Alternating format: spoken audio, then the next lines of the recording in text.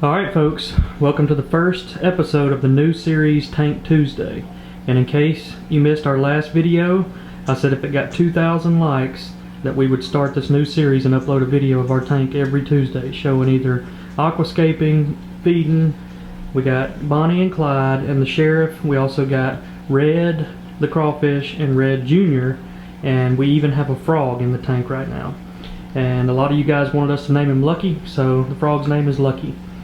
So for this video, we are going to go with a more natural look. So we're going to take the ship out, we're going to take the anchor out, we're going to build up.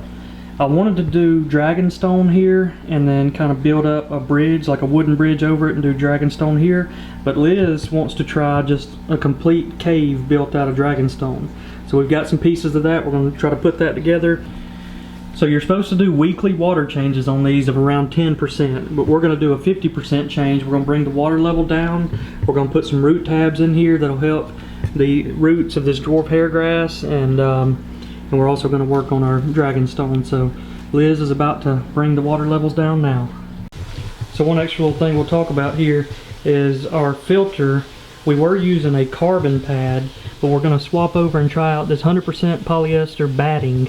And we're going to put that in, and it's white, and it'll really let you know whenever you need to swap them out. They're really inexpensive.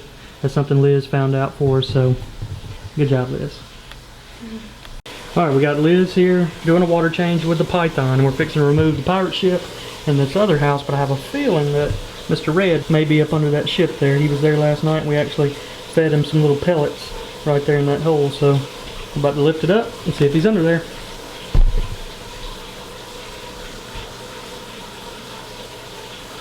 Hey, there he is. Yep, he got in there and ate last night. Alright, while we're taking the water out, Liz has got the dragonstone, and what we're going to do is place them here on the floor and try to build us up a little bridge or a cave or something like that. And then once we get our stones set correctly, we'll move them and transfer them into the tank. Alright, so this is what it looks like. Probably just big enough to fit a bass under. We're going to build it up. We're going to get some more dragonstone, but for now we're going to put it in and see if the bass like it. Alright folks, we have the BamaBass Stonehenge. So this is just a small version. We wanted to build it up a little bit bigger, but that's all the stone we had at the time. You got Red over there trying to burrow a hole there in the corner. But y'all tell us down in the comments if you like this, or if you want us to go wooden bridge over the top. And we also have some new plants and stuff coming in that'll be in the next video. Old Red's trying his best to build him a little hole down there. Alright, next up we have flourish tabs, and they call these root tabs, and we're going to put them down at the base of all of our plants, our hair grass, and everything else we have in here, and it'll really help that root system become established and get these plants growing a little bit quicker. Alright, we're filling it back up, and look who's making an appearance. We got Red Jr. down there, and we got Bonnie right here on guard duty. Well guys, check it out. We hadn't even filled the tank back up yet, and the bass are already checking out our new Stonehenge. I knew they'd like it. Oh, now Sheriff's got to come check it out. The fish have been enjoying it. So we're happy with the way it turned out. One other thing I wanted to mention is there was another YouTuber that sent us this dragonstone, and his channel name is Mass Aquariums, and he has a really cool setup. If you guys have ever seen like Mystery Tackle Box or Lucky Tackle Box, he has one called My Aquarium Box, where he sends out monthly aquarium boxes for people who have fish tanks, and it's a pretty cool site. So I'm going to leave a link down in the description for that. You see old Red back here, got him a little hole burrowed. Alright, these bass are hungry. We still have a few goldfish left from the last time we fed them, so we're going to finish off those goldfish. Alright, so Liz is about to drop a couple of them in. Whoop. Is that one playing dead? Nope, that's just a white one. Oh, it's a race. Did you get him? Yep, he got him. Sheriff the bluegill. I never thought I'd have to say that the bass need to get more aggressive to eat. I don't think they see them.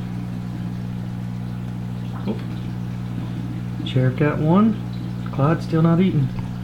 I doubt he's full from those worms. Schooling activity.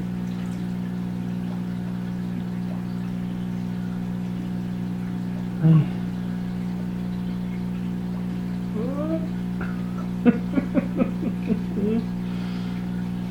We're just gonna go minnows.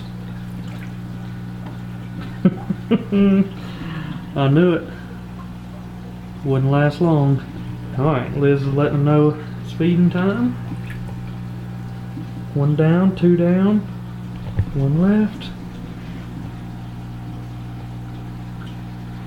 Oh, it's gonna be topwater. We got one. Here's the frog. Oh, look at the He's frog. up in there. Me and Liz haven't been able to find the frog. And there he is. He's up on top of the plant with his head out of the water. That's perfect. He likes the little floating tree. That's perfect. We have one of the fish knock one of our swords out. Uh-oh, we better get that minnow away. There we go. The minnow's away now. He's getting a big belly on him, and his tail is also starting to wither away, so he may become a frog really soon. We're going to leave this plant in the tank now, just in case he requires oxygen, because his head is sitting right above water in there. If he makes it until he's a frog, he gets his release. Alright, they're ready? Go.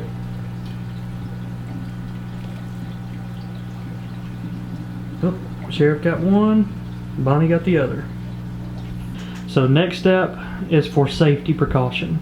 So the two things you have to worry about with a new aquarium are fire and water hazard. So we got a good smoke detector and a good water leak detector, and to start off with, we're going to install this smoke detector. And I've gotten a nest ready in the den. Press to test. I've already got it set up, and the cool thing about both of these are that they are set up to send text messages as soon as it detects any issues. So I'm gonna install this up here. We want to get this one up high, and we want to get the water leak detector down low. So I'm gonna install this one first. Alrighty, we got our Nest smoke detector installed up there, and we got our water leak detector sensor installed here. It plugs into the outlet. We run the cord over here to the center of the cabinet. We got it stuck right there. That way if the flood started on the left, it would pick it up. If it started on the right, pick it up at the same time. If you're interested in either of these products, we have links down in the description. Alright guys, so something we're going to do at the end of all of our Tank Tuesday videos is we're going to go through and answer some of the questions that we've received on our latest video.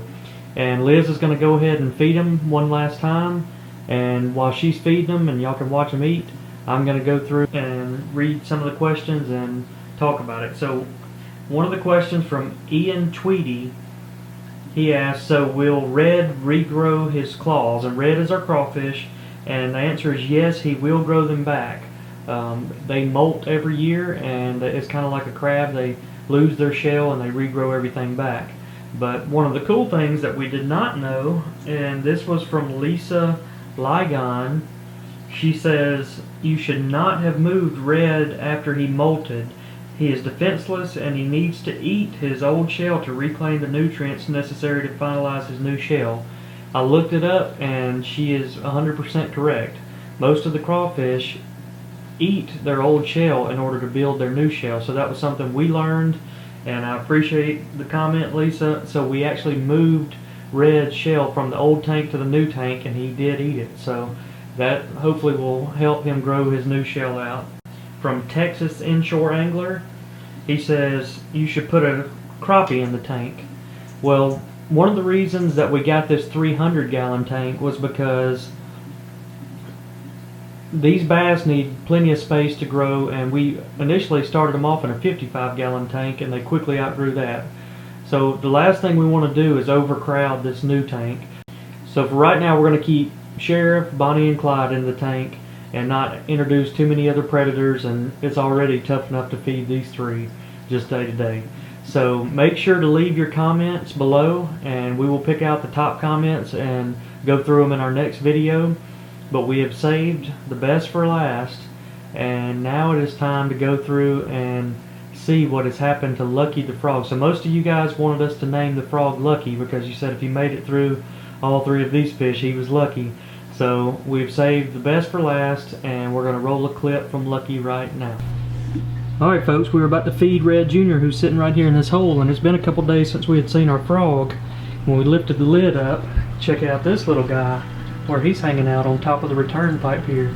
And look at how far along he's come. His legs have gotten a lot bigger, his tail is getting skinny. And so, as promised, I think it's time to release him.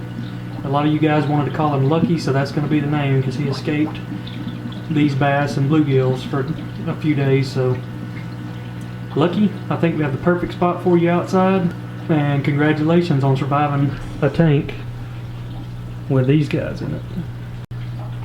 Alright, so we got Liz here. She's going to help us capture him.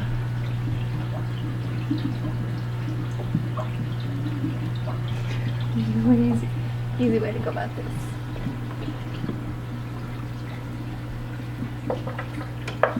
There you go. He's just hanging on. He said, no way I'm going back down in that water. Oh gosh. Oh no, he's in there. He's trying to get in there. Thought he was going to get in the overflow. Alright.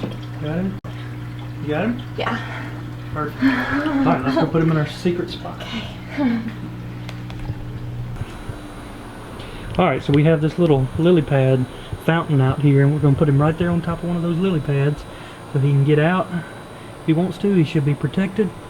Come on out, Lucky. Man, look at how big his feet have gotten. There you go. He wants to hang in the net with you.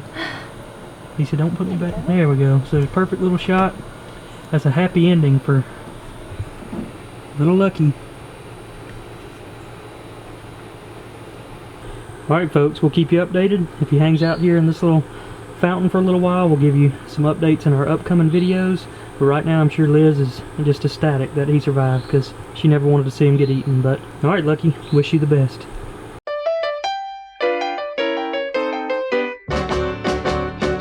Bonnie and Clyde were pretty looking people, but I can tell you people, they were the devil's children.